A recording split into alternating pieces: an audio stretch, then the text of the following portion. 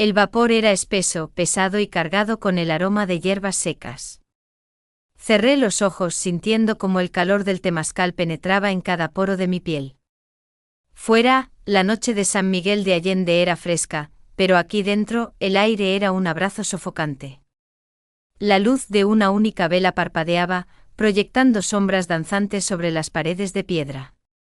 No había nadie más. Solo yo y Javier, el prometido de mi hija Isabella. Era una situación extraña, por decirlo menos. Isabella había sugerido que él me acompañara en mi viaje a México, ya que ella no podía venir. Mamá, él es tu yerno, por favor cuídalo. Y a la vez él te cuide a ti, ayúdalo a conocer un poco el país. Él necesita un descanso del trabajo. Me había dicho. Y aquí estábamos sentados en un silencio que no era incómodo, sino más bien preñado de algo indescriptible. ¿Qué piensas de este lugar?, me preguntó Javier, su voz resonando en el pequeño espacio. Sonaba más relajado de lo que lo había escuchado en meses. Es poderoso, respondí, mis palabras saliendo como un suspiro. Abrí los ojos y lo miré. Estaba sentado con las piernas cruzadas, con los ojos cerrados, y su cabello, oscuro y rizado, se pegaba a su frente. La piel de sus brazos brillaba con sudor. Nunca había estado en un temazcal, dijo, rompiendo el silencio una vez más. Aquí en México son muy comunes. ¿Y en Madrid?, pregunté. No, no así. Allá es la prisa, la ciudad, el trabajo. No hay tiempo para este tipo de rituales. ¿Y no has probado los baños árabes o los hammams? Hay muchos en España, dije. A Isabella no le gusta mucho ese tipo de cosas. Ella prefiere quedarse en casa, ver series, estar tranquila. La comparación me golpeó en el estómago. Isabella era mi hija, mi sangre, pero sabía que era una persona muy diferente a mí. Siempre había sido la más práctica, la que se quedaba en casa, mientras yo me sentía viva viajando, conociendo gente, sumergiéndome en nuevas culturas.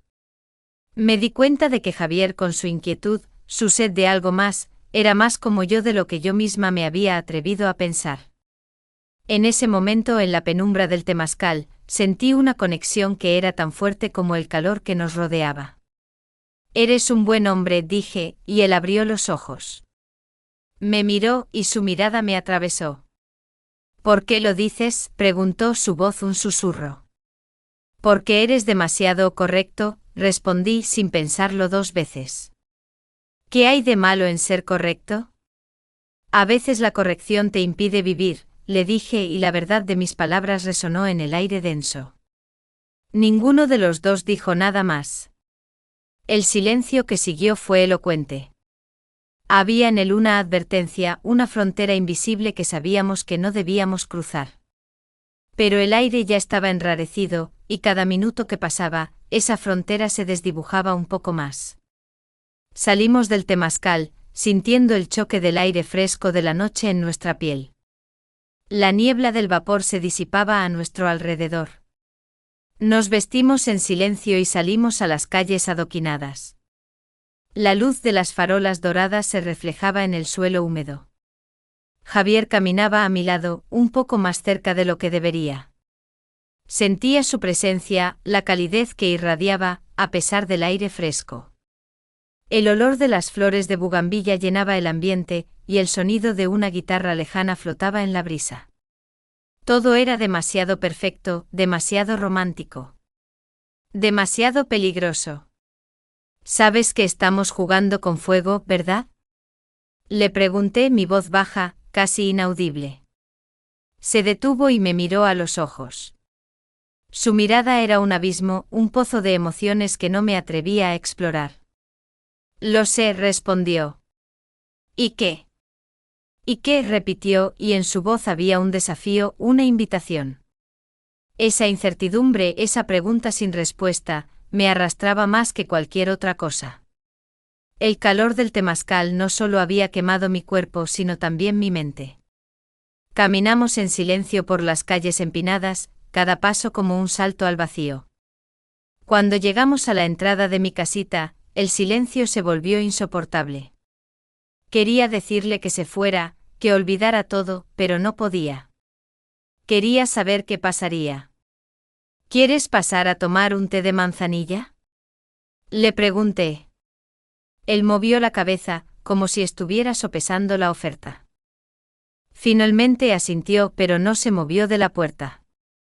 No creo que debería irme, dijo, y en sus ojos vi la lucha. La lucha entre la razón y el deseo. Él se fue y yo me quedé en el umbral, sintiendo el frío de la noche. Pero no sentía el frío en mi cuerpo, sino el eco de su presencia. El eco de sus palabras. La sensación de su ausencia era casi más fuerte que su presencia. Me quedé en la puerta sintiendo el frío en mi piel, pero mi interior ardía. El aire de San Miguel de Allende, fresco y nocturno, olía a flores, a tierra mojada y a esa extraña mezcla de incertidumbre que me había devuelto la vida. Javier se había ido, pero había dejado algo atrás. Una huella en el aire, un eco en mi mente. Me arrastré de nuevo a la sala, la luz tenue de la lámpara de pie iluminando un espacio que de repente se sentía inmenso. Vacío. Me deshice de la ropa de lino que llevaba, una simple pero elegante túnica blanca con bordados minimalistas que había comprado en Oaxaca. Me quité las sandalias planas que me resultaban tan cómodas. Me sentía desnuda, no físicamente sino emocionalmente. Como si esa ropa, tan sencilla, hubiera sido mi armadura. Me puse un camisón de seda, azul oscuro, que caía en cascada hasta mis pies. No tenía escote, pero la forma en que el tejido se deslizaba sobre mi piel era una caricia en sí misma. Me senté en el sofá, cerré los ojos y reviví cada segundo de la noche. El vapor del temazcal, la humedad en el aire, el brillo en la piel de Javier. Sus ojos profundos y oscuros, buscando algo en los míos. El recuerdo de su mano, grande y fuerte, posada en la mía en el momento de la despedida, se sentía tan real que juraría que todavía podía sentir su calor. Sus dedos largos, las uñas cortas y cuidadas, la forma en que sostenía mi mano, como si fuera un objeto precioso. Siempre me han atraído las manos de un hombre. Las manos que trabajan, que crean, que cuidan. Las manos de Javier eran diferentes. Había en ellas una mezcla de fuerza y de delicadeza que me fascinaba. Los días siguientes fueron una tortura. Isabella me llamaba a diario contándome sobre su trabajo, sobre sus planes de boda. Yo la escuchaba con la mitad de mi mente, la otra mitad ocupada en una conversación silenciosa con Javier. Quería preguntarle a Isabella si notaba algo diferente en él, si sentía la distancia que había crecido entre ellos, pero no podía. El miedo a lo que pudiera descubrir era demasiado grande. La espera era insoportable. Quería que me llamara, que me mandara un mensaje, cualquier cosa que confirmara que lo que había pasado entre nosotros no había sido una fantasía. Pero el teléfono se mantuvo en silencio. La esperanza se convertía en desesperación. Pensé que tal vez había malinterpretado la situación, que para él había sido solo una noche de charla en un lugar exótico, y que para mí se había convertido en una obsesión. Una noche el sonido del timbre me sacó de mi letargo. Eran pasadas las 9, una hora inusual para una visita. El corazón me dio un vuelco. Sabía quién era. No lo sabía con la razón, sino con una certeza profunda que venía de las entrañas. Abrí la puerta y ahí estaba él. Parado en la oscuridad de la noche. La luz de la farola de la calle iluminaba su rostro, que estaba surcado por una expresión de tormento. Llevaba unos pantalones de mezclilla desgastados, una camiseta de algodón mojada por la llovizna. No se había dignado a usar un paraguas, a pesar de que la lluvia caía sin cesar. Estaba allí mirándome con el cabello rizado pegado a la frente. Javier, susurré. No respondió, simplemente entró cerrando la puerta detrás de él, como si estuviera huyendo de algo. Se sentó en la silla de la cocina, la misma en la que nos habíamos sentado la otra noche, y se quedó en silencio sin moverse. Su ropa mojada dejaba un rastro de agua en el suelo de azulejos. ¿Qué pasó?, le pregunté, mi voz apenas un murmullo. Nada, respondió su voz grave, rota. Solo tenía que verte. Mi corazón se apretó. Me di cuenta de que mi suposición era correcta. Él había vuelto. En ese momento, en la penumbra de mi cocina, supe que no había vuelta atrás. La luz de la lámpara de la cocina iluminaba su rostro. Estaba empapado con gotas de lluvia escurriendo por su cabello y por su ropa. No había nada que decir. El silencio entre nosotros era más elocuente que cualquier palabra. Su visita inesperada y en medio de la noche lo decía todo. Era un hombre con una vida, con una prometida, con una futura familia, y sin embargo, estaba aquí, en mi casa. Siéntate, le dije, y mi voz sonó más calmada de lo que me sentía. Se sentó en la misma silla de antes, con sus manos apoyadas en la mesa de madera. Sus dedos eran largos y delgados, y sus uñas estaban impecables, a pesar de que había estado rascando la tierra en su jardín. Lo miré y la fascinación que sentía por sus manos se hizo más intensa. Esas manos podrían ser las de un artista, las de un cirujano, y las de un hombre que sabe lo que quiere. ¿Qué pasó con Isabella?, le pregunté, mi voz casi un susurro. No me atrevía a mirarlo a los ojos. Ella está bien, respondió su voz grave. Está muy ocupada con los preparativos de la boda. ¿Y tú, no te sientes feliz? Se quedó en silencio sin responder. Me atreví a mirarlo a los ojos, y su mirada era tan profunda que me sentí como si estuviera a punto de ahogarme. En sus ojos vi una tristeza que no podía esconder. Vi el vacío que sentía, la insatisfacción que lo atormentaba. Vi el mismo vacío que yo sentía desde que mi esposo había muerto. No lo sé, dijo, y la honestidad en su voz me hizo temblar. Estoy confundido. Lo sé, respondí sin pensarlo 2 veces. Yo también. En ese momento, la verdad entre nosotros era más fuerte que cualquier mentira.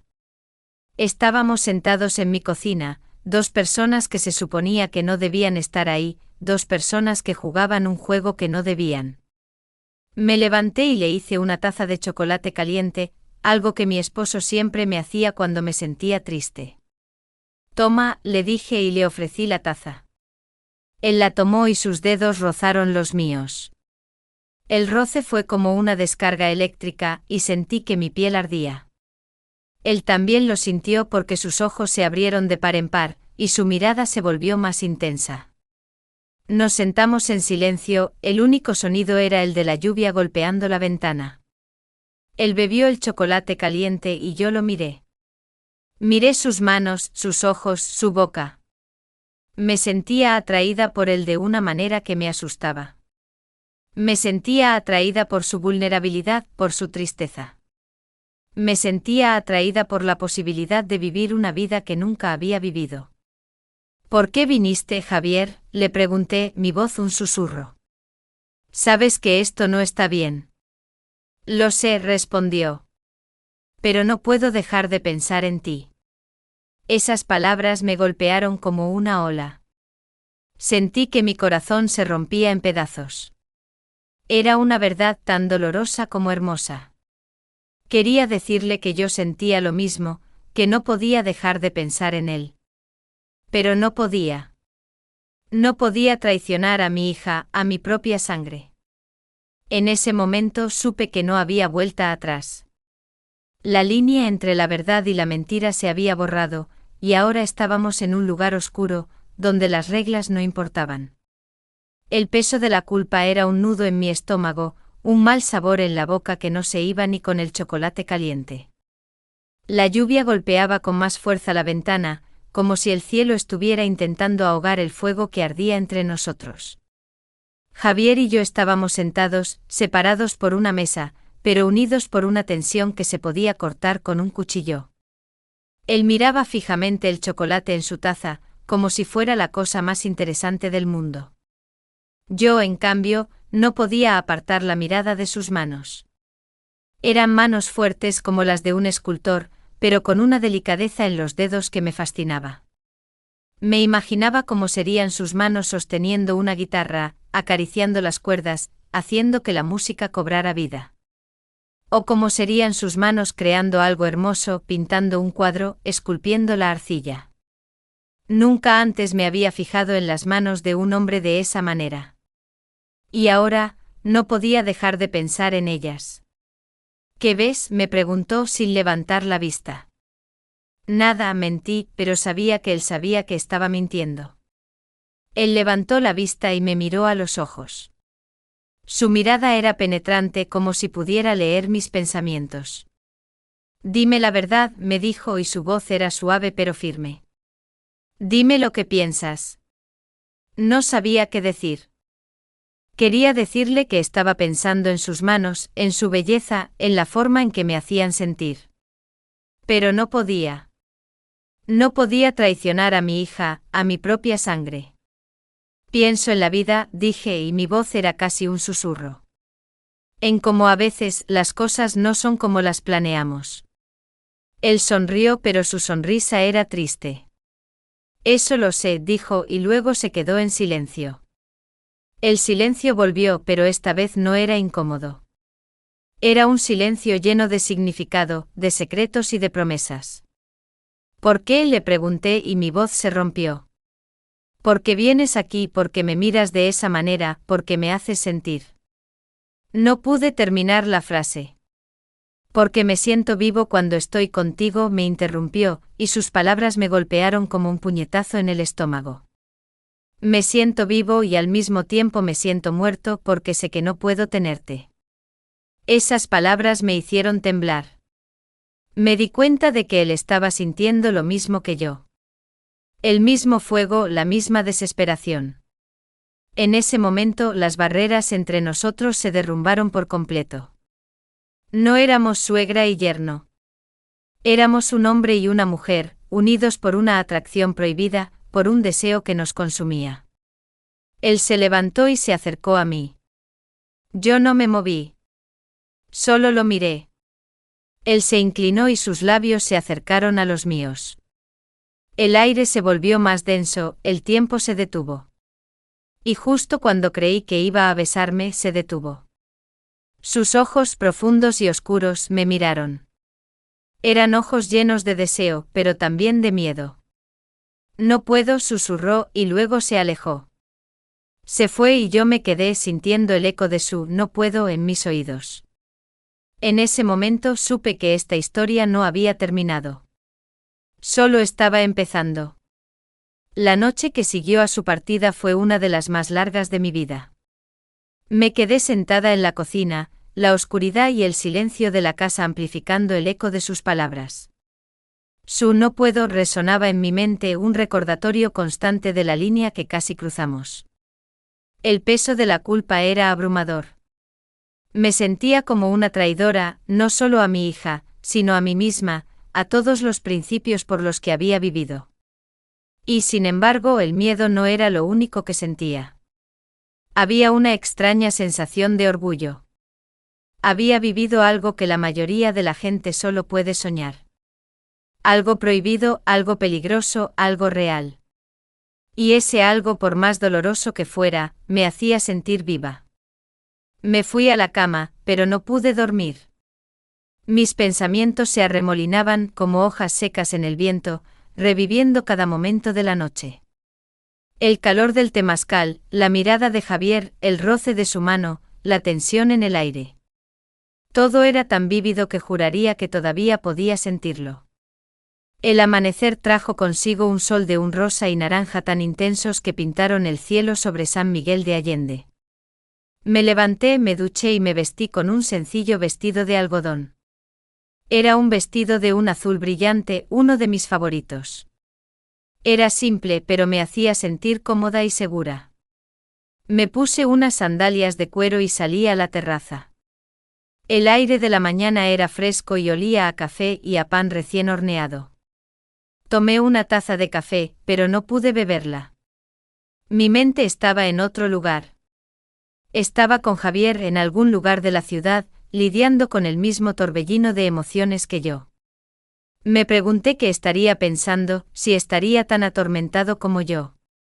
Me pregunté si se arrepentiría de haber venido, o si, al igual que yo, sentía una extraña mezcla de culpa y de satisfacción. El sonido de una campana de iglesia lejana rompió el silencio de la mañana. Me quedé en la terraza mirando la ciudad, y me di cuenta de que San Miguel de Allende ya no era solo una ciudad para mí. Era el lugar de mi renacimiento, el lugar donde me sentí viva de nuevo, el lugar donde conocí a un hombre que me hizo sentir cosas que creí que nunca volvería a sentir. De repente el teléfono sonó. Me sobresalté, mi corazón latiendo en mi pecho. Era Isabella. Mamá, buenos días, dijo su voz alegre y despreocupada. Me enteré de que Javier fue a verte anoche. ¿Está todo bien? Me dijo que se sentía un poco mal. Sí, todo bien, mi amor, le respondí, y mi voz sonó tan normal que me sorprendí a mí misma. Se sentía un poco mal, pero ya está mejor. Me dijo que te dijera que te ama. ¡Ay, qué bueno! Me alegro de que te haya visitado. Ya ves, se lleva tan bien contigo. Sí, respondí, mi voz era un susurro. Y me di cuenta de la terrible verdad. La mentira que le había contado a Isabella era la misma que nos habíamos contado a nosotros mismos. Una mentira que nos había permitido cruzar una línea que nunca debimos cruzar. En ese momento supe que esta historia no había terminado. Solo estaba empezando. Y la peor parte era que no sabía qué iba a pasar. Lo único que sabía era que el sol de la mañana ya no era tan brillante, y que el sabor de mi café era amargo, tan amargo como la culpa que sentía.